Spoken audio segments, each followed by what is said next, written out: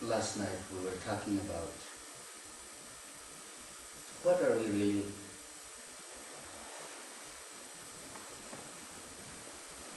doing at the ashram? What is the purpose?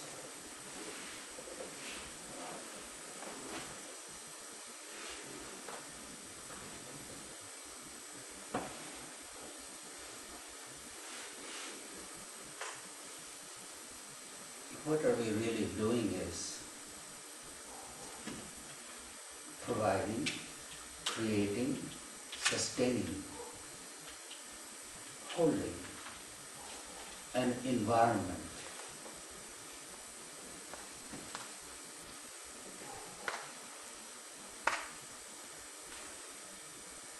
where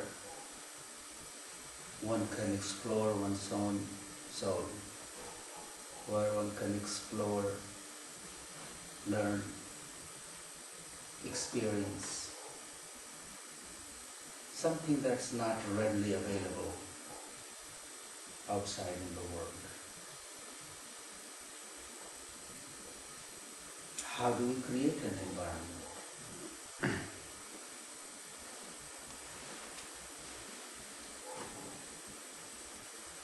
Because the day before we had read a reading, that one of the readings that we do, Baba's one line: real humans do not make rules. Real humans do not make rules.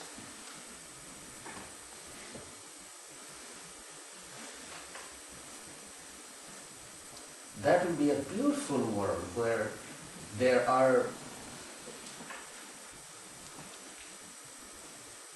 is no need for rules.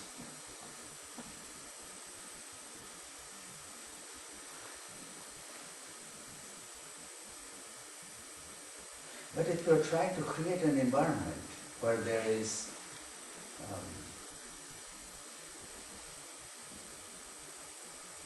something is very important that you want to offer, you want to share, you want to encourage people to have access to,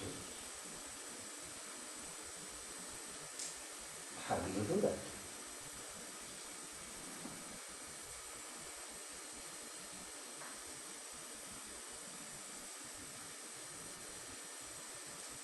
Well, sometimes I go outside from here and I pick up all the shoes left right outside of the door. Some people come and just slip their shoes out right there, although we have tried very hard to create cubbies, places, their shoes here. So either we stand there and tell, don't put the shoes here, because we are creating an environment. It's a temple. We are encouraging people, once you come to the ashram, it's a sacred ground. You are prepared to bring out the best in you, the mindfulness, the respect, and participate in creating the environment. It's not only those who are living here who create the environment, it's everybody who comes here helps in that participation. Then that person is also learning. So when I go out there, I pick up all the shoes and put them on the shelves. In India, if people saw a guru picking up somebody's shoes, putting there, it would look very different.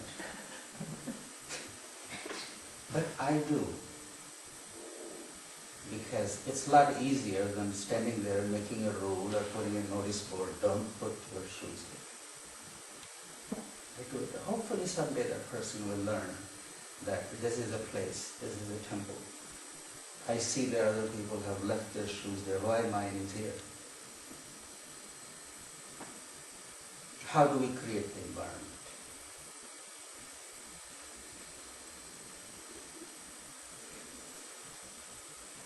And it's not only about the ashram, it's in our home too.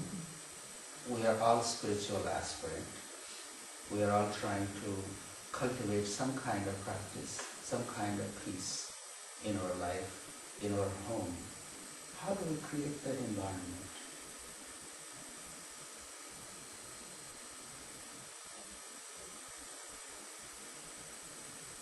Mind can say, oh, it doesn't matter, what about it? Or you make a little effort to create that environment in our house. Paying attention to small things. And sometimes we become lazy.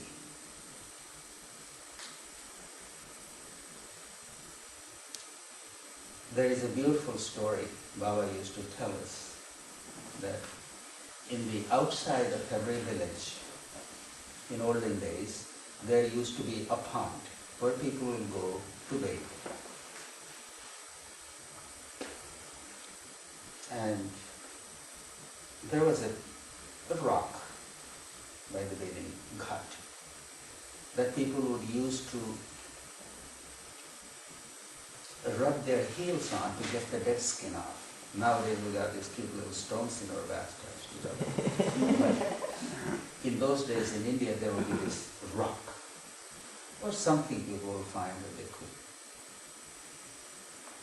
And it had been there for many, many, many, many years. People would come, rub their heels on, go home. One day a traveler came and noticed that piece of stone and recognized that it was a precious stone. It was not just any old stone, it was a precious stone, just covered with mud.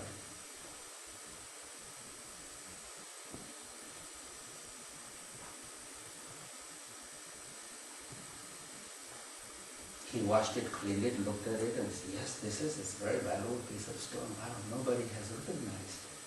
They just come and rub their heels on it and go home with soft bottoms of the feet. So he took a bath and then thought, well, when I'm going to get a chance to clean my feet with precious stones, before I take it home, I'm just going to rub my heels on it too.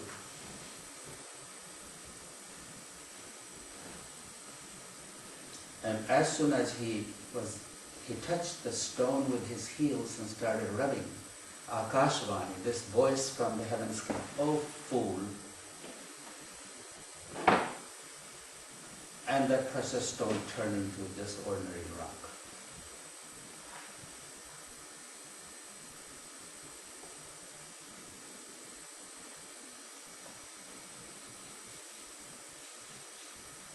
Knowingly that it's a precious thing, it's an important thing. If we become lazy and we don't give it its due respect, it turns into a stone for us. In our own house, in our own family, we know my spouse goes close to me. Sometimes we just rub our heels on.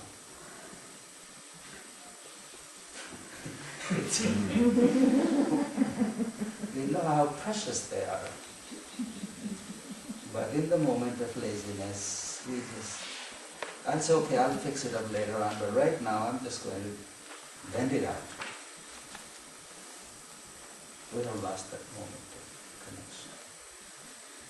How do we create that environment where spiritual practice can grow, where love can grow? That environment is so important. Right now there are all kinds of seeds in the ground. The soil is there, the seeds are there. The moisture is there, the temperature is not there. That's why the seeds lay dormant.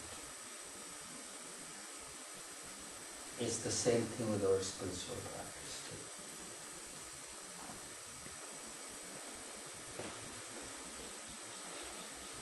What is the warmth?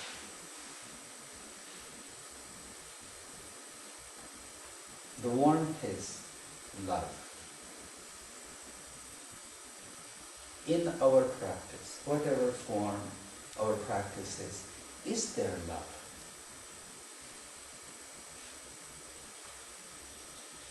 Does my heart become warm with that love for the mantra, Istadevata, Guru, whatever form name it may come to me?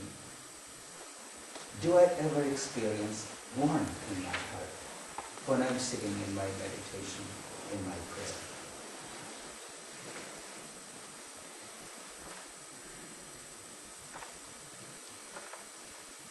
That's an environment. Otherwise, we could go on reading all the scriptures and reading all the books and singing and praying and doing all the rituals. Do I ever look at my thing? Does my heart ever overflow with bhav, with emotion, with love?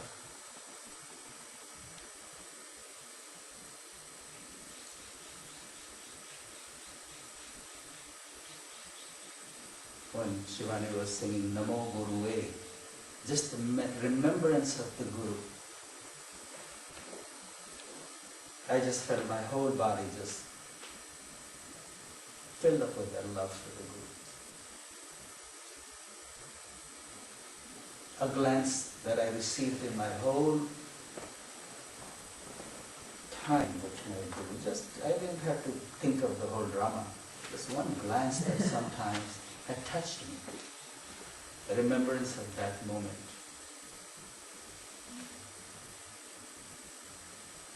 Changed the whole chemistry of my body.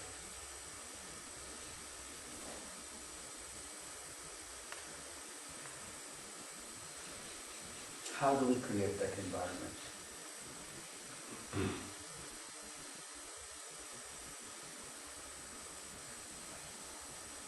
Well, the rules are important sometimes. They give us a taste. There was the Gyani Jail Singh. He was the president of India. A Sikh. In Sikh religion, there is a rule. Everybody who goes to the Gurudwara, to the temple, does kar seva. Kar seva means they wipe people's shoes. People who are coming to the Gurudwara, some people who are doing kar seva that day, they take people's shoes, wipe them because people have walked in the dusty roads and covered. That's what they do. Gyani Jail Singh went to Gurudwara in New Delhi. He was the president of India. But that's what he was doing. And he had many important things to do. But because he was at Gurudwara, he was doing the kar seva. Taking people's shoes, people that he would not even get an appointment with him for years. But there they were, and he was taking their shoes, wiping and putting them on the racks. Because there is a rule in Gurudwara that everybody participates, does kar seva.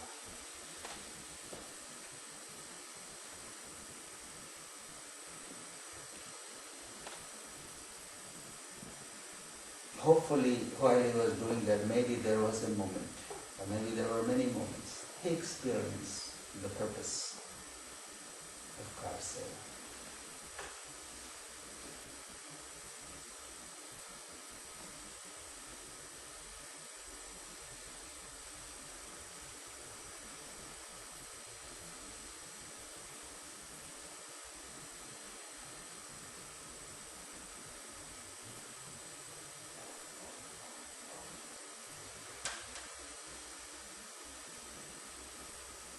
Anything is as precious to us as we make it.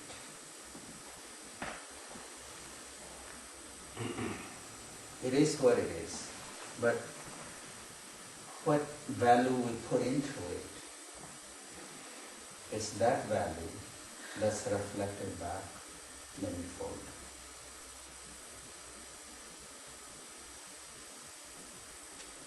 When we were children, there was a story.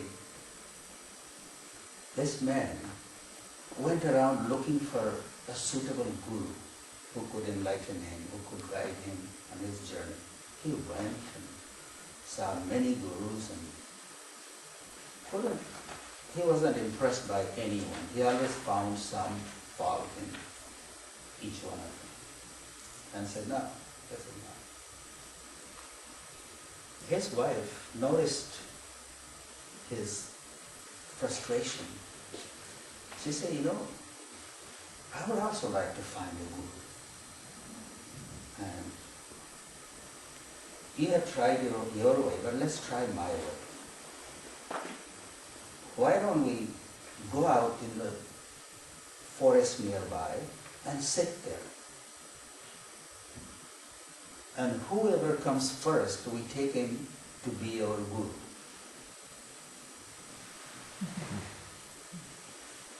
He said, well, I have tried my way, let's try your way at least once. So they go out there in the evening time after dinner, sat down, and after a couple of hours, they see a person hurrying on their path, just kind of almost running. They jumped out and grabbed his feet and said, you are our guru. He said, wait, I'm not your guru. He said, no, you are our guru. We take you to be our guru. He said, he stopped. He said, doesn't matter. We have promised to ourselves that whoever comes along first will be our guru. So you are our guru. And this guy was actually a thief. He was running with some stolen things and he just thought these two guys were just going to get him caught. He said, okay, I'm your guru, so you have to do what I tell you to do. He said, yes, please tell us what to do. He said, grab your ears, close your eyes, and bend down. Keep your forehead on the ground till I come back and tell you to get up.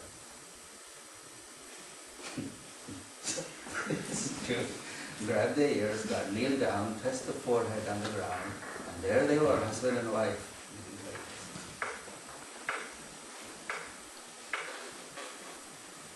This guy was coming, but it was late. He was arrested. The thief thought, I'll go and put my thing at home and then we'll see. But he got arrested. He was put in jail. And here were husband and wife waiting for their guru to come and tell them, let go of your ears. Sit up. As the story goes, Lakshmiji saw this husband and wife doing this. So she tells Vishnu that you got to do something about these two.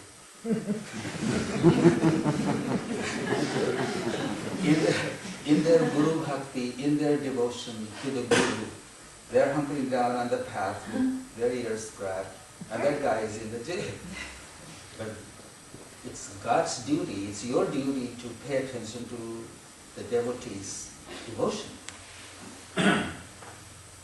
So Vishnu thinks about it. He comes to the king in dream. 3 times a dream happened to the king in the night. That let that man go. The king called his watchman and had him set him free. But in the meantime, the dream came to the thief also. Get out of here and go straight to the forest. To tell those two. Well, the guy was so surprised to be released so quickly, he ran over there. And he said, okay, disciples, get up. But in the meantime, while this was happening, Vishnu had also gone to these two husband and wife, said, I'm very happy with your devotion to your Guru. Open your eyes, have my darshan. They say, no, no, no, no matter who you are, the Guru had told us to keep our eyes closed. Vishnu says, I'm God. That's why you went to the Guru to find me. I'm here. I'm very happy. I'm very happy with their devotion. He said, no, no, no, Guru has told. So anyhow, the Guru comes and he says, okay, devotees, get up. And they got up and they said, thank you, Guruji, because of your grace we had darshan of God. But we didn't open our eyes, and we could still see him. The thief was so touched by this holiness, he himself became a sadhu. He himself became a seeker. So this is the story of that we as children heard about the power of devotion. Now, how I'm going to teach that in this country?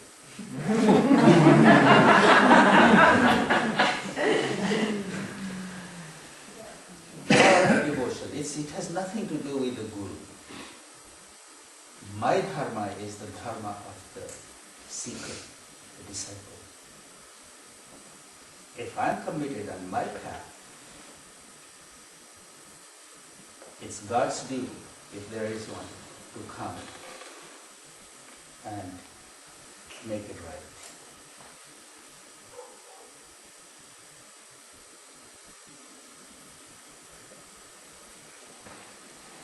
We take everything so much on in our own mind and we process everything with this lens. How could we go beyond this if we only see through this?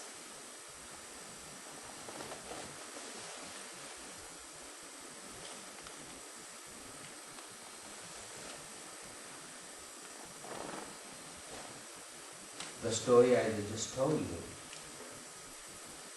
to a rational mind, it will look totally absurd.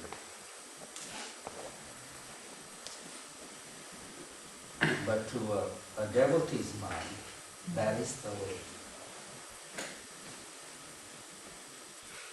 How do we create an environment that sustains this?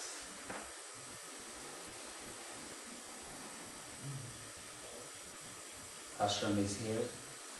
I'm very, very touched once in a while by all the residents who live here. Because to be able to live in these 2.5 acres, sometimes weeks go by, never go out anywhere. Have no intention of going to a movie, to a dinner, to a party, to this, to that. There is no desire. You are so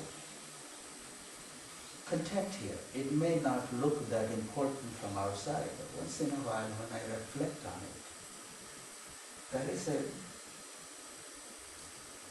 a very precious thing.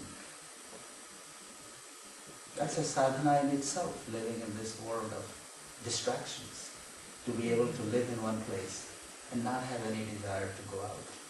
Mind will come, oh, you can justify, look at any other way.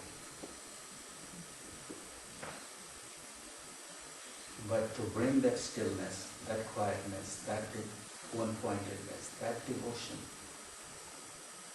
this is a quality that's much sought after. We're trying to hold an environment. Somebody comes, oh, let's go to the movie, let's go to the dinner, let's go to this, let's go to that.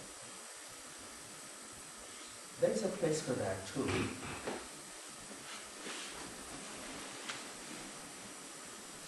But those living here at the ashram, this is our offering, this is our dharma, to hold the space.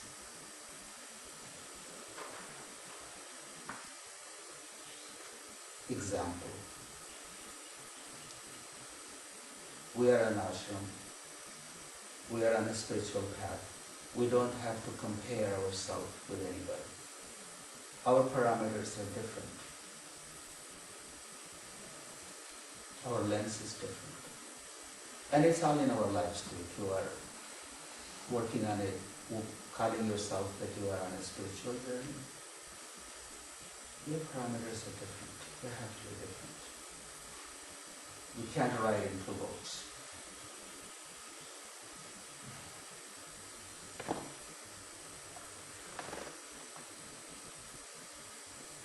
You are on a spiritual journey. There are Jnana Yoga, Bhakti Yoga, Karma Yoga. Which yoga is predominant in your life?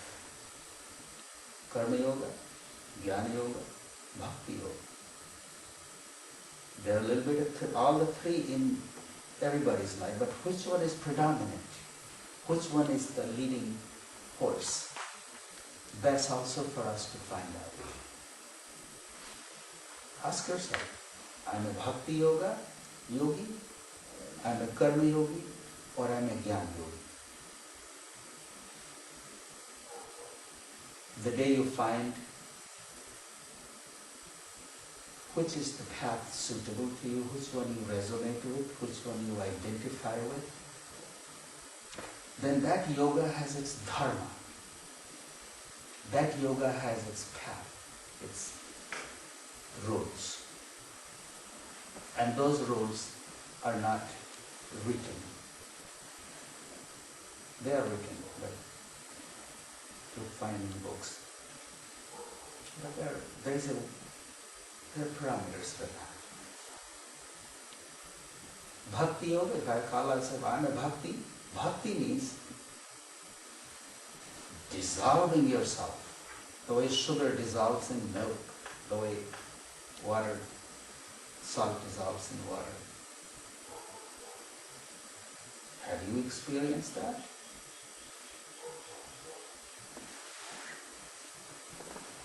After salt dissolves in water, salt becomes a little watery and water becomes a little salty. There is no separation. That's bhakti.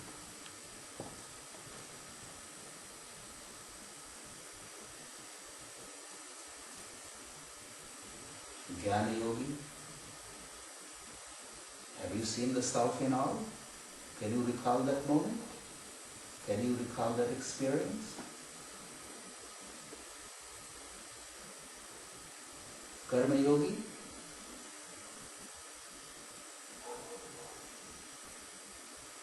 The path of service. Have you truly done a service? That is, it's a service to God. Without putting yourself first. What's in there for me, or am I getting?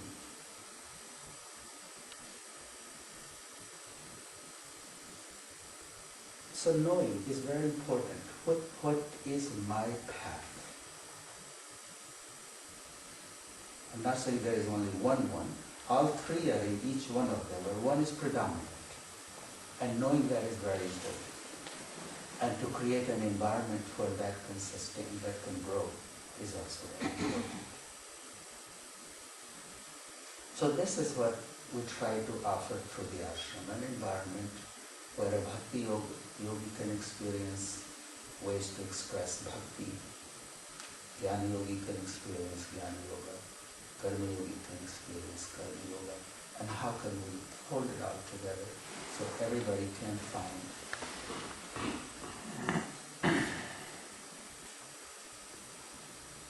a way to participate.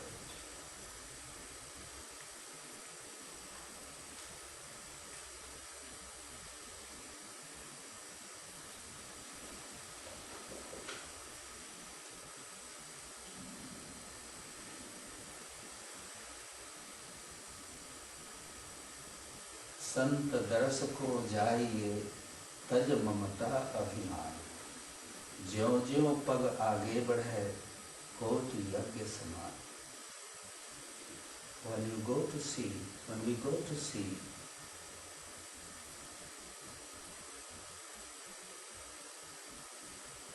Sant Daras, to have a darshan of a deity, of a guru, of a realized being, when we go to that place of prayer and worship, leaving all our attachment and ahankara, ego, behind. Every step I take in that direction is like thousands of yajnas. Otherwise, carrying my ego, if I go to that place, I deprive myself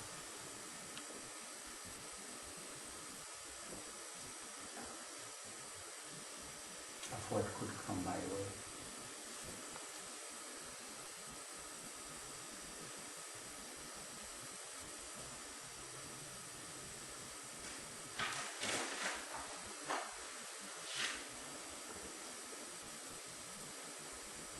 We end up doing ourselves injustice. How can we create that space?